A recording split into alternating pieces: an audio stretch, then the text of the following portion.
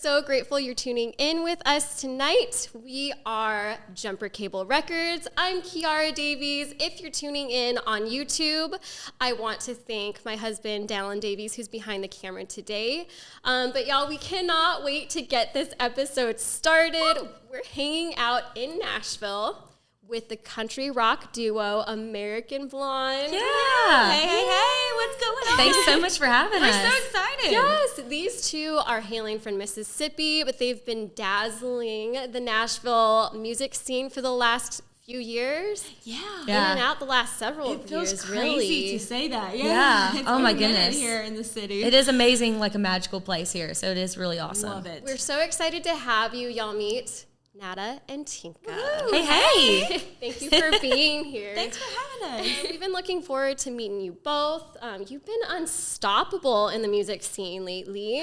Thank you. We've been trying, and when you're Man. in it, you've got other people around you that kind of boost up your spirits, that do the same things as you as well. Obviously, it's Music City, so you have a lot of other people like us that are just like, let's do it, let's grind today, y'all. Like, let's push out some good songs. And one of the many things we love about the music industry, absolutely, for sure. it's just so inspirational. Every single day is like a moving moment, and you always feel like you need to be doing something. So we thrive on that feeling, That is so cool. Well, it's love it. momentum. Like you really caught momentum, and you are just going full speed ahead. So we just feel so honored that you took time out of kind of a weird night. But Are you kidding? We've been looking forward to hanging out with you guys. So this is so perfect. Well, think about starting with some rapid fire questions.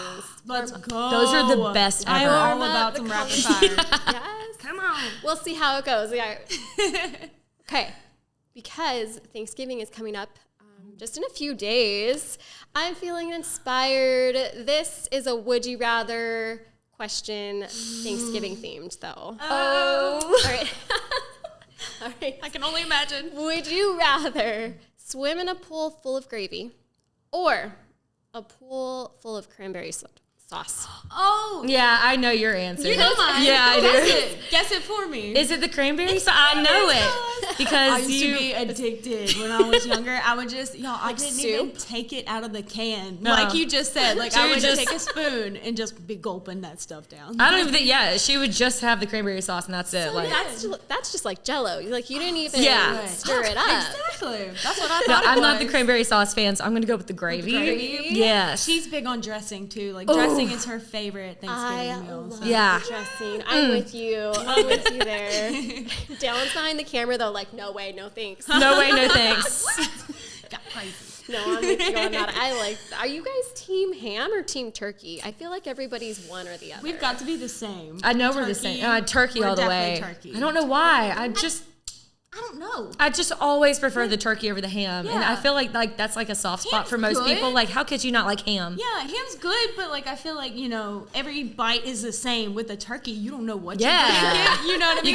You got the more dry The dark pieces, meat, the the dark, white meat. the juicier parts. That's right. Do So you have tips and tricks on how to make like the best turkey? Because I don't know. Our but dad Our does. dad makes such a magical, perfect, luscious turkey. Maybe every one day year. he'll share like the recipe with us, know. but he's like kind of salty about it. He's not sharing the recipe. I'm like, well, we need to figure it out someday. Eventually. Yeah. But Tinka's a huge like turkey leg eater. So like especially when we would go play yes. like You know what I'm talking Yes. about? Like when you go to festivals and things, they have like these like giant. Disneyland or something. Yes. They're my favorite. I If don't there's a care. turkey leg, she's Exactly. gnawing I on don't it. even care how messy I get. Is going down if I see No. one of those.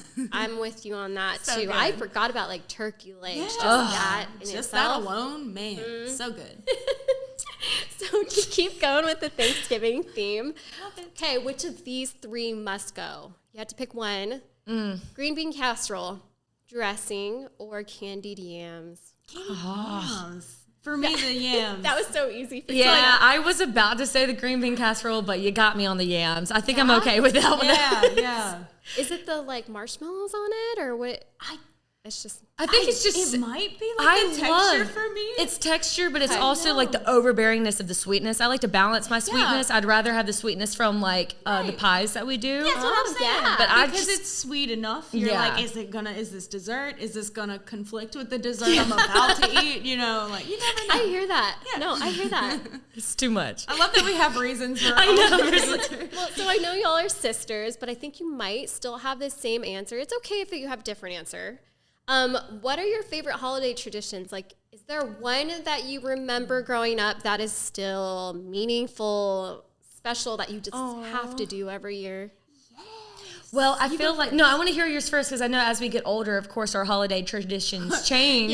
My answer is something we used to never do as children, but now we do, and it's kind of traditional, and we absolutely freaking love it. Okay, so, I think I know what it is. But when we were kids, we started off every year. We would on Christmas Eve, we would wait for Santa Claus, and we would get to pick one present from under the tree, and that was the only one we could pick and open on Christmas Eve. It was so special. And we would always have like a big Christmas Eve dinner with like friends, family in town, and that was always really fun. But now, we're adults, and we all found other ways to have some fun on Christmas. So what do we do, Tinka? So every year now we do like a family competition where we come up with our own Christmas cocktails, and we rapid fire cocktails. We do. Like, somebody's up to make them, and they have to make like 12 for everybody. And we it's the top of every hour. So like mom will make one, dad. So it's like every the real competition is between dad and me because like y'all are good. We're pretty serious about the cocktail making, but we all come up with one, and it's so much fun. It's so much fun. And then of course we watch the Christmas movies too, and just like get to see family because it's so rare to see your family like all the time, and so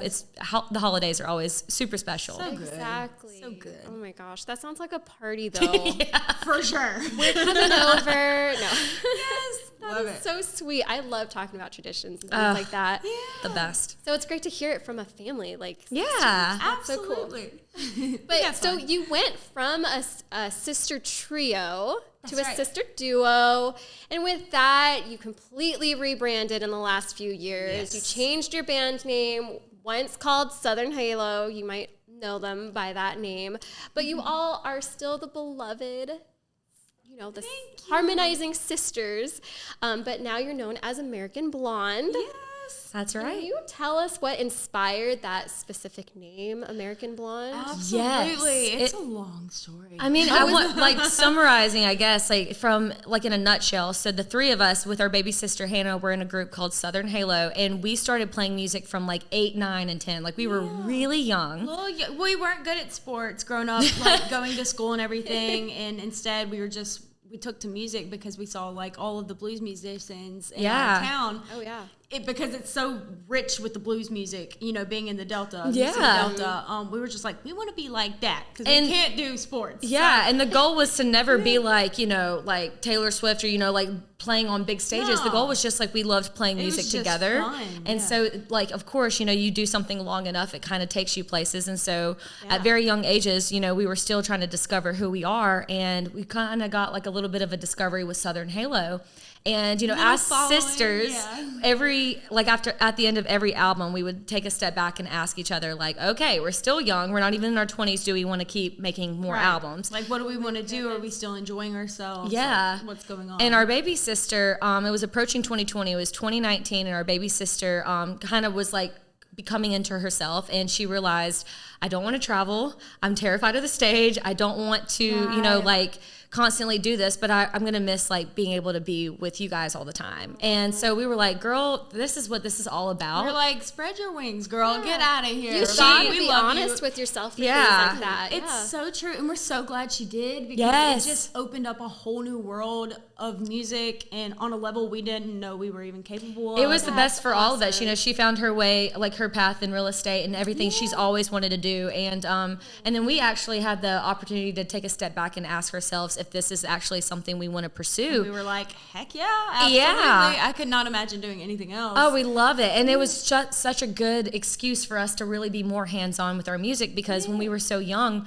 we didn't have like, much of a a grasp on everything. Yeah, we didn't completely understand the process for ourselves, like the writing the music and then taking that into a demo and then taking that to a studio and having musicians, And we had a very young image and in history, so we wanted to start moving forward as, American Blonde. Yeah. We decided to just really change our image now that we are, in our early 20s. So we wanted to get out of the little Disney theme that we were in for a minute. And we did. And so we changed our brand, and we actually started making music that we really related to and perform. Tinka's the drummer. So the energy on stage is just magical. And it was totally different. Our energy on stage has always been the same. And our music on our first couple of albums with Southern Halo just a little different. Was a little different. Didn't really resonate, But we were young. We were figuring it out, exactly. Yeah. But now we've gotten to the point when we changed our name that our music actually resembles what we play when we do live performances. So it all makes sense. It's great. And so American Blonde is really, just the biggest thing for us is we wanted to get back to our roots, and we wanted to just really start moving forward, being who we want to be and share that message. And American Blonde was really the perfect fit for that. Ta-da! I love that. I think that's so cool. And you keep saying that, as you were growing up, you were still young and you were figuring it out. But I think that's so impressive, even at that age, to have the wherewithal to recognize and to, like you said, stop after every album and want to even reevaluate. Absolutely. I think a lot of kids at that age will just keep going and not question what they're doing. And so I think that's so important, the decisions you made. Thank you. And we also have to shout out our parents too, because if they were the type to be like, no, you have to continue to do music, this is what you're going to do. And they were just supportive of whatever the three of us wanted to do. They didn't care what we did. Even when we got into music, they were like, okay, cool. We'll get you anything you need in order to make you whatever you want to do, we will support. Exactly. And they've just been amazing. So we just love them so much. On we you. do. That is so sweet. Well, I have to ask you, what has been your favorite part of rebranding, of becoming, maybe not becoming American Blonde, because that actually is what represents you, but what has been your favorite part of the rebranding? We've never been asked this question. Oh, that's new, and I love that. That's awesome. I've never had to think about that before. I think it's I don't want to say completely starting over, but it was kind of looking at your business with a new mindset and a more mature mindset. So when we came to, the album artwork and the photo shoots, we got to experience. Oh, the photo shoots were we just felt so in our skin, and in the merch, express ourselves in the merch. Yeah. I think my favorite part of the whole transition is actually playing live and having all of that come into fruition. Yeah. And people be like, this is American Blonde. This is what they sound like. I was like, cool. And they just felt so good. That was accepted it, yeah. and it was such a good feeling. So it's been good. So I love that you bring that they accepted it. Have you come across any weird snags with the rebranding, any disgruntled fans? Yes, or the biggest of them all. Oh, what? Instagram. Oh, yes. So the handle. So let's talk about that. They will not. So to answer the other half of your question, we've actually, playing anywhere we've been, old Southern Halo fans have taken to the new name change perfectly. They've been our supporters from day one, and we can't thank them enough for that. I love them so much. And of course, and then the new fans have accepted the music so easily as well. However, changing your name on a social platform that is already verified is quite tricky. And we didn't even look that up, right? Good point. We didn't even think about it before we were like, let's change our name, So it is in the works. It's in the process. So maybe one day you're going to go to our Instagram and be like, oh, there it is. American Blonde now. But as of now, we are working on it. There's your answer, all right? Leave them alone on that. Instagram. Y'all have been so busy. This past summer, you released a full-length album, Somethin in the Water.